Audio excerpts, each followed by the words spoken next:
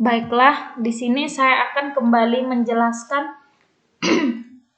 tentang sistem informasi persediaan buah segar dengan pendekatan supply chain manajemen berbasis web pada Syariah Buah Setiabudi.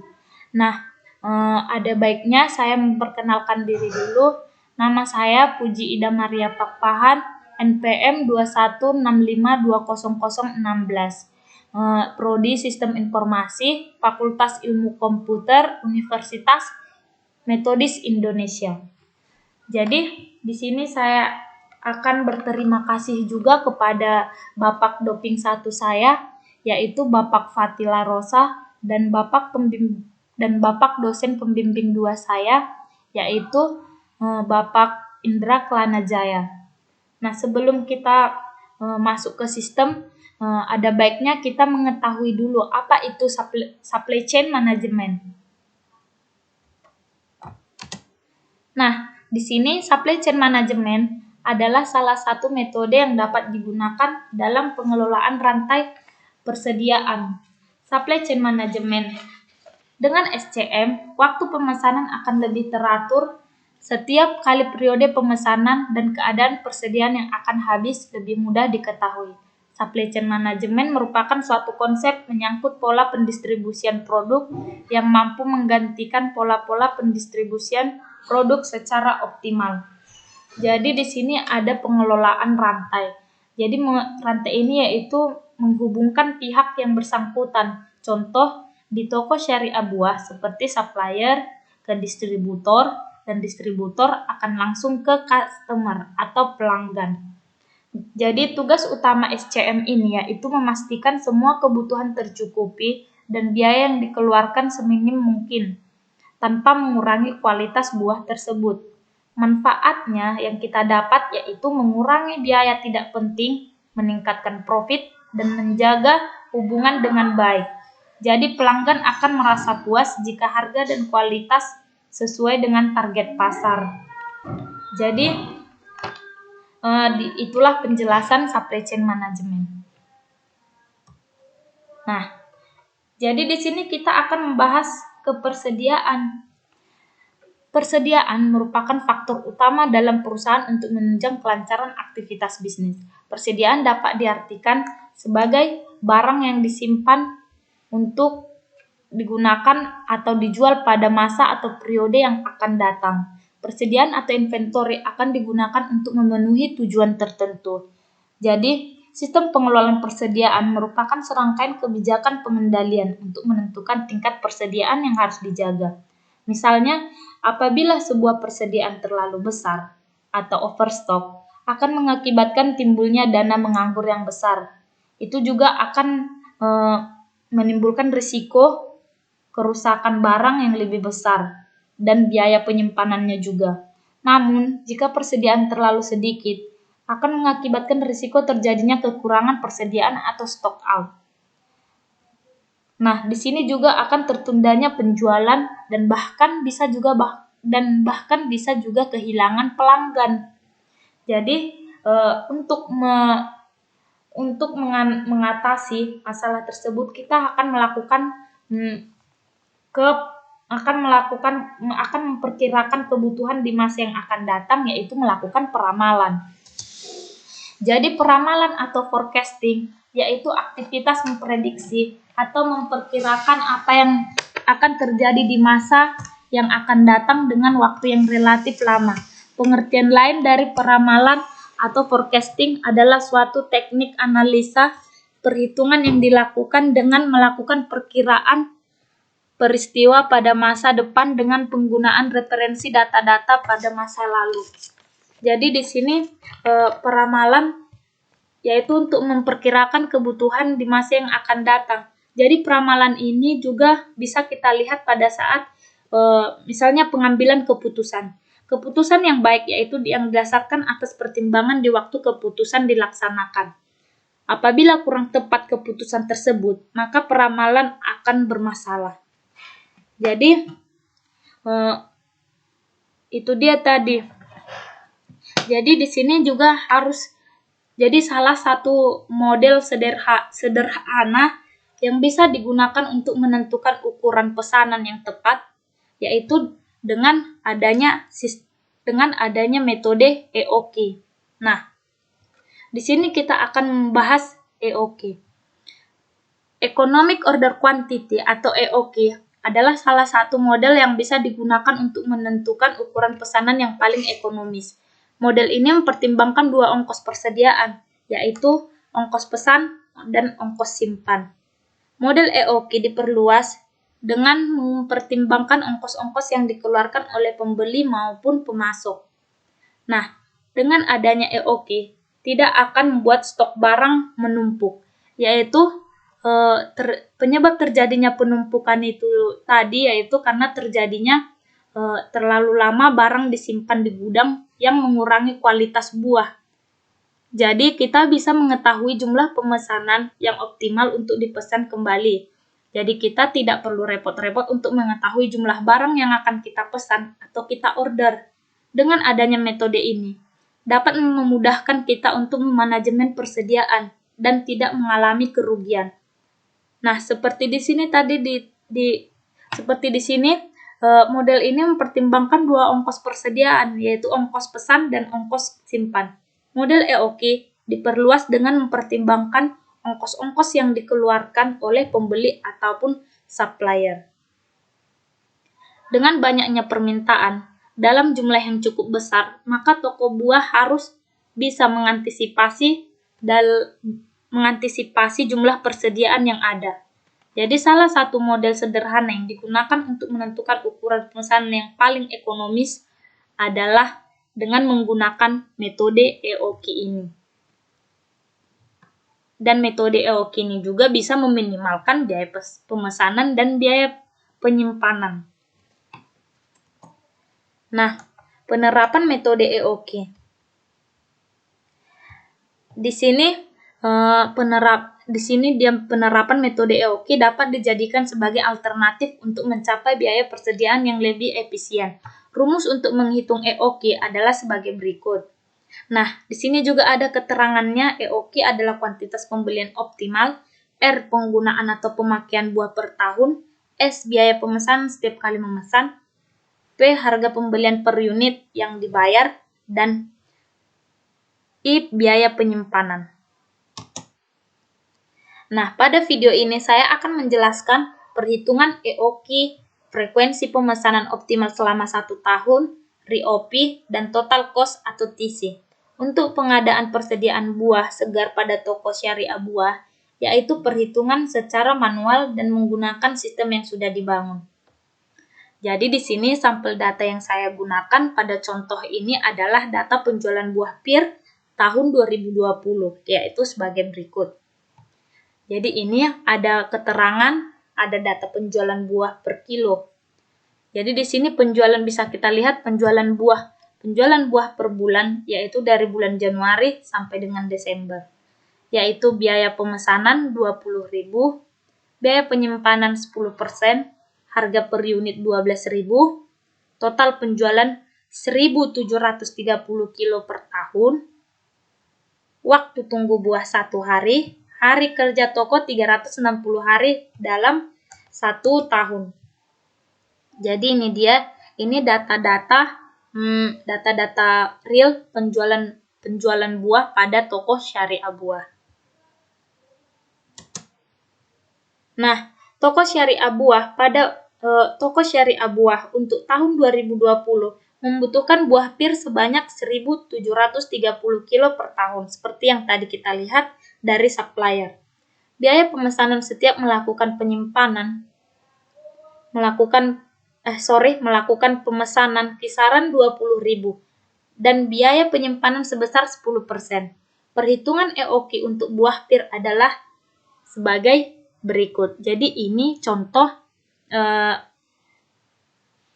EOQ-nya tadi. Jadi di sini kita mencari perhitungan EOQ-nya tadi. Jadi 2 dikali ini adalah buah pir untuk tahun 2020. Ini dia buah per tahun dikali 20.000 yaitu biaya pemesanan, dan 12.000 ini adalah harga per unit, dan dikali dengan biaya penyimpanan. Jadi EOQ-nya adalah 240,14 kg. Nah, dari perhitungan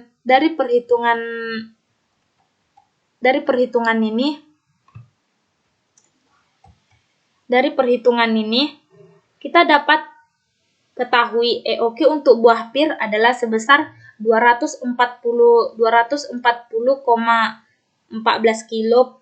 kg per bulan. Jadi dibulatkan menjadi 240 kilo per bulan. Maka dapat ditentukan frekuensi pemesanan optimal selama 1 tahun, yaitu membagi jumlah kebutuhan buah per tahun dengan nilai EOQ. Jadi di sini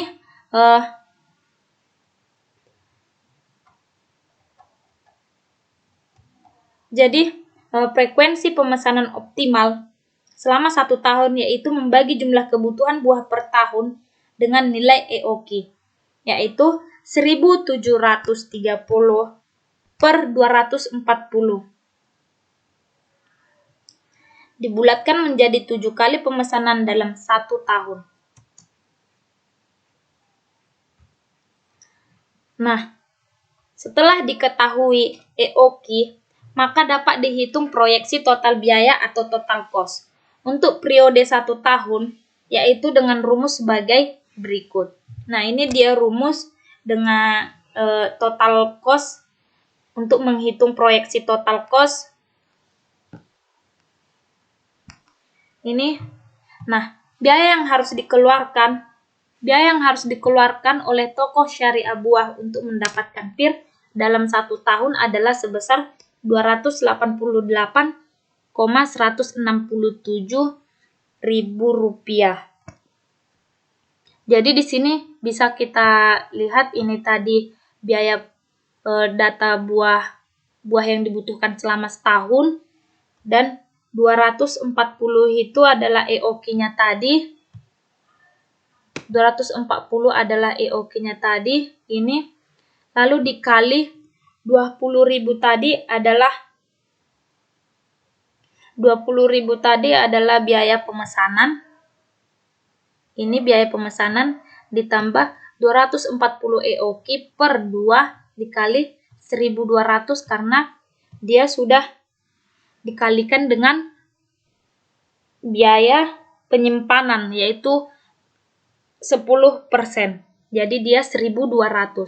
Jadi di sini yaitu biaya pemesanan ditambah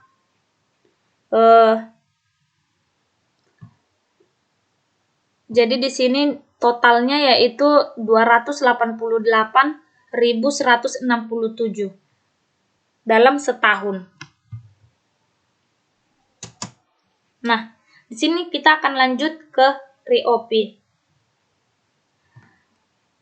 Reorder point dapat dihitung dengan rumus sebagai berikut. Nah, ini dia rumus RIOP-nya. Nah, keterangannya juga TB adalah total kebutuhan buah per tahun, HK jumlah hari kerja per tahun, WT waktu tunggu pemesanan. Reorder point buah pir adalah RIOP sama dengan buah yang dibutuhkan, total kebutuhan buah per waktu jumlah hari kerja per tahun dikali 1, yaitu waktu tunggu pemesanan. Yaitu RIOP-nya sama dengan 5 kilo.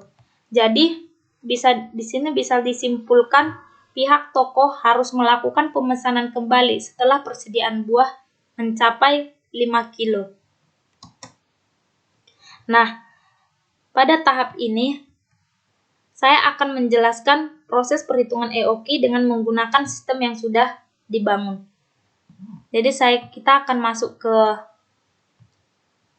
sistemnya, yaitu di sini Puji Ida, saya sendiri, kita masukkan passwordnya.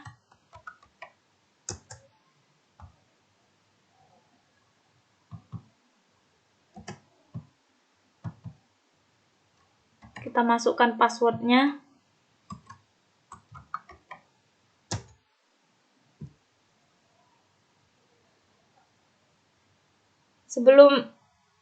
Jadi setelah login pengguna akan masuk ke halaman utama sistem. Tampilan halaman utama adalah ini, informasi persediaan buah. Nah, ini adalah tampilan halaman utama.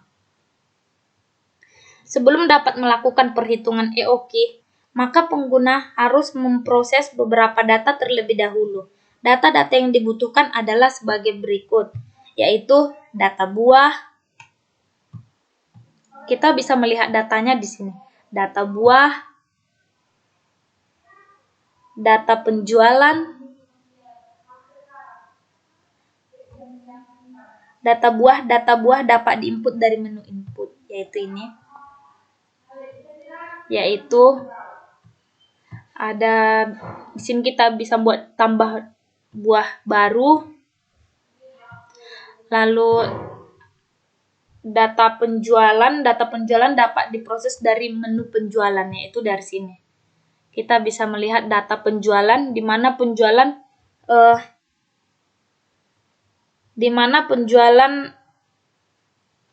ini yaitu dari periode dari 2020 karena kita datanya masih di 2020.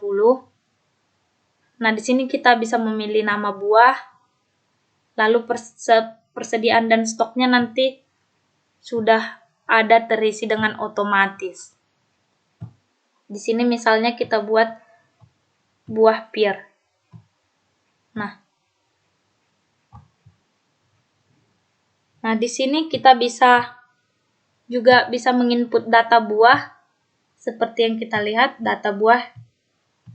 Nah, nama buah, satuan, harga modal, biaya pesan, biaya simpan, dan persediaan. Pada form buah, pengguna harus mengisi semua field yang dibutuhkan untuk memproses perhitungan EOQ dan RIOP seperti harga modal atau harga beli, biaya pesan, biaya simpan, dan persediaan awal. Nah, input data penjualan. Nah, di sini, di data penjualan ini, di form input data penjualan buah dapat dilihat di sini. Pada form penjualan, pengguna harus mengisi semua field yang dibutuhkan untuk memproses perhitungan EOQ dan RIOP. Pada form ini, data yang saya gunakan adalah data penjualan buah PIR tahun 2020. Nah, di sini bisa kita buat periode 2020, kita dari Januari PIR. Nah, karena di sini sudah saya input, jadi